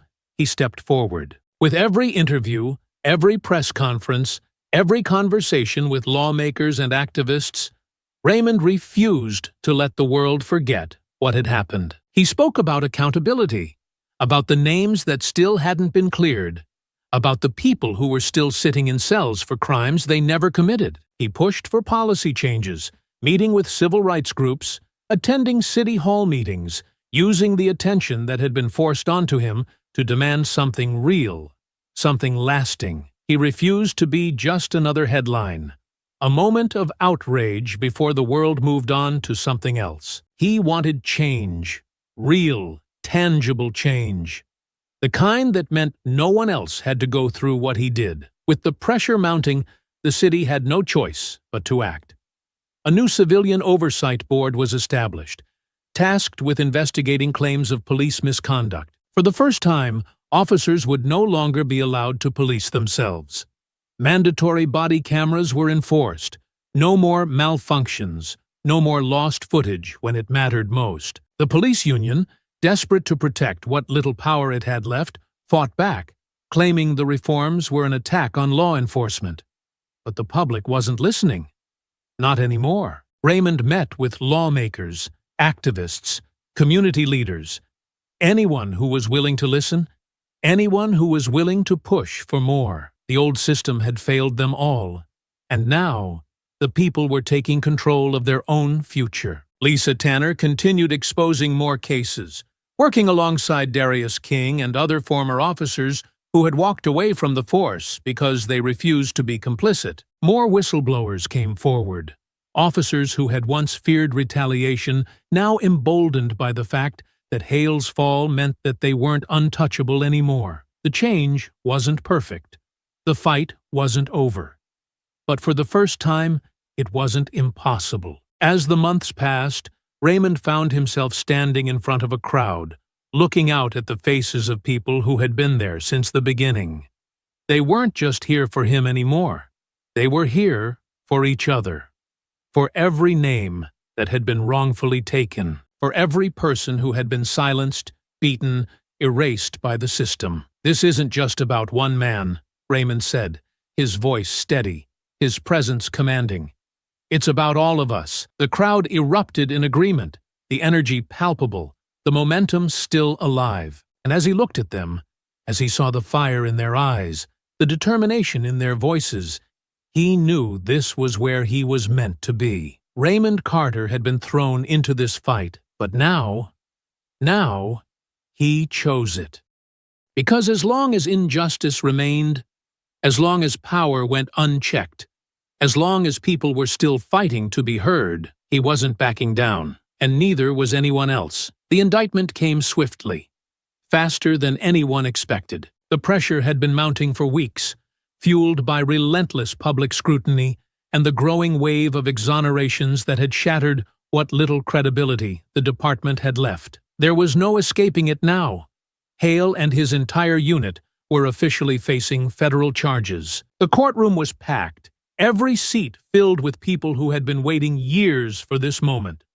The courtroom was packed, every seat filled with people who had been waiting years for this moment. The air was thick with anticipation as the charges were read aloud. Civil rights violations, obstruction of justice, excessive force, conspiracy. Each count was another nail in the coffin of a man who had once terrorized the very people he had sworn to protect. Hale sat at the defense table, his posture rigid, his jaw tight. The arrogance was gone. The unwavering confidence that had carried him through years of misconduct had finally cracked under the weight of undeniable truth. His hands, once so quick to reach for a baton, now trembled slightly as he clasped them together. His attorneys argued that he had simply been doing his job, that the pressure of the streets demanded force, that he was being unfairly targeted in a politically motivated case. But their words rang hollow in a room filled with victims who had spent years trying to be heard. The prosecution wasted no time dismantling the facade. They presented body camera footage that had been lost until Internal Affairs recovered it. Reports filled with inconsistencies and blatant fabrications, sworn testimony from officers who had been too afraid to speak out while Hale still had power. There was no spinning this anymore. It wasn't just Hale. His entire unit was being brought down with him. Grant, Phillips, Daniels, every officer who had falsified a report, every cop who had stood by while Hale brutalized civilians, every name that had been tied to the corruption was now answering for it. The same system that had protected them for years had finally turned its back on them. Not because it wanted to, but because it had no other choice. For the people who had suffered under them, the ones who had been arrested, beaten, humiliated, and ignored, it was vindication. The fight had been long, exhausting, and full of moments where it felt like change would never come. But now, as the final verdicts were handed down, it was clear the fight had been won. The police department had been forced to change. No longer could it brush complaints under the rug, pretending that abuse of power was nothing more than a few bad apples. The system had finally been forced to acknowledge what the community had known for years. This wasn't a mistake. This was a pattern. The first step had been the creation of an independent civilian oversight board, a panel made up of legal experts, community leaders, and former officers who had walked away when they saw the corruption firsthand. For the first time, misconduct cases wouldn't be buried inside the department, but investigated by people who weren't afraid of the truth. New policies were rolled out, policies that should have existed long ago. Body cameras were now mandatory, and any officer who turned theirs off or tampered with footage faced automatic termination. No more malfunctions. No more conveniently missing evidence. Training programs were overhauled, stripped of the routine sensitivity courses that had been nothing more than a box to check. Instead, officers were now required to undergo extensive de-escalation training, racial bias education, and real community engagement. Not photo ops, not press events, but actual involvement in the neighborhoods they patrolled. There was resistance, of course. The police union fought back, claiming the reforms were an attack on law enforcement, that good officers would leave the force, that the department would be weakened. But the public wasn't listening. They had heard those excuses before, and they weren't buying them now. The system wasn't being weakened. It was being rebuilt. Raymond saw the shift happening around him.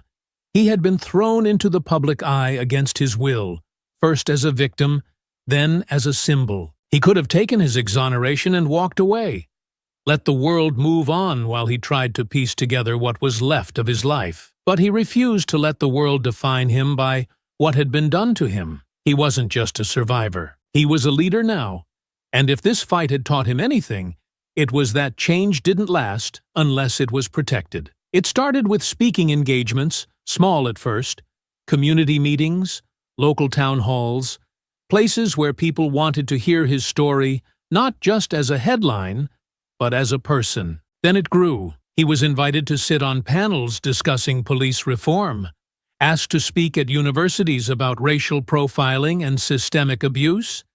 He met with lawmakers, pushing for statewide changes, pushing for transparency, pushing for a future where no one else had to go through what he did. And then came the rally.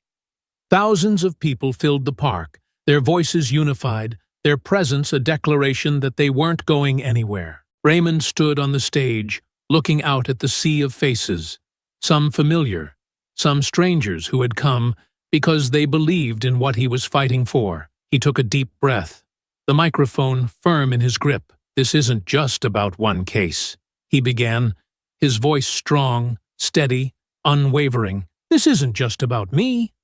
It's about every person who ever felt powerless when they saw those flashing lights in their rearview mirror.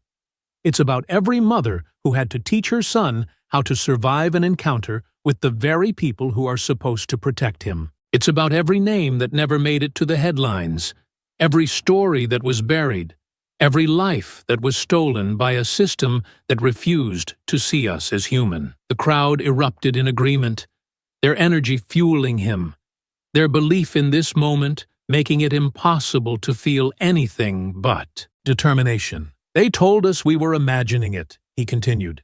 They told us it wasn't that bad, that we were playing the victim, that if we just followed the rules, we'd be fine. Well, I did follow the rules, and I still ended up in a cell. A wave of emotion rolled through the crowd. They wanted me to be silent. They wanted me to walk away. But I'm still here, and I'm not going anywhere. The roar that followed wasn't just noise. It was power. It was the sound of a city that refused to go back to the way things were. The fight was over. For the first time, the people had won. And Raymond Carter was finally free. Raymond Carter walked through his neighborhood, the place that had shaped him, the streets where he had once been just another black man, moving through a world that didn't always make space for him. The air was crisp, the late afternoon sun casting long shadows across the pavement. The familiar scent of grilled food drifted from a few houses down, the laughter of children echoing from a yard where they played without a care. Everything looked the same, yet it felt different. For the first time in a long time, he wasn't looking over his shoulder. There was no police cruiser creeping along the curb, no wary stares from neighbors who had grown accustomed to the presence of officers prowling for an excuse to stop someone who looked like him. The tension that had once settled over these streets like a fog had begun to lift, little by little, day by day. As he walked past the corner store, a place he had stopped going to after Hale's unit started making a habit of harassing people there, he noticed a small group of young men leaning against the storefront, talking and laughing without worry. One of them spotted him, nudging his friend before stepping forward. "Yo, Mr. Carter," the young man said, nodding respectfully. "It's good to see you out here." Raymond stopped, offering a small nod. "It's good to be out here." Another one, barely out of his teens, adjusted his cap. "You really did it, man. You took 'em down." Raymond shook his head. "We did it, all of us." The group murmured in agreement, the weight of his words settling over them. They had all seen the footage, heard the stories, felt the shift in the air when Hale and his team were finally removed. It wasn't just about one man. It was about a community that had refused to back down. A city that had chosen to fight instead of surrender. One of the young men stepped forward, a little hesitant, before extending his hand. "I just want to say thank you." Raymond took it, shaking firmly. "Don't thank me. Just make sure this never happens again." The young man nodded. "That's the plan." As Raymond continued down the block, he passed familiar faces. Ms. Hendricks, who used to sit on her stoop every evening but had stopped when the streets felt too dangerous. She was back now, rocking gently in her chair, a small smile appearing as their eyes met. "Raymond!" she called out, her voice warm. "You walking different now," he chuckled. "Yes, I am." A little farther down, kids rode their bikes up and down the sidewalk, their laughter ringing through the air, unbothered by fear or the possibility of being stopped for nothing. Their freedom felt real now, not just something that came with conditions. Raymond turned onto his own street, where his mother's house stood just as it always had, the porch light flickering on as the sun dipped lower. Dana was already outside, leaning against the railing, waiting for him like she had been since the day he came home. She smirked. "Took your time, huh?" Raymond shrugged. "Had to take it all in." Dana studied him for a moment before nodding. "Feels different, doesn't it?" He looked out at the street, at the way the neighborhood felt alive again, at the way people weren't just existing. They were living. He thought about the journey that had brought him here, about the nights in that holding cell, about the fear, the rage, the uncertainty. But now, there was something else. Peace. "Yeah," he said, exhaling slowly. "It does." His mother stepped onto the porch, wiping her hands on a dish towel, her eyes soft as they landed on him. Come inside, baby. Dinner's almost ready. Raymond smiled, feeling the warmth of home wrap around him. He climbed the steps, pausing for just a second to look back at the street, at the place that had once felt like a battlefield. Not anymore. This wasn't just his victory. It belonged to all of them. I hope you enjoyed that story. Please share it with your friends and subscribe so that you do not miss out on the next one. In the meantime, I have handpicked 2 stories for you that I think you will enjoy. Have a great day.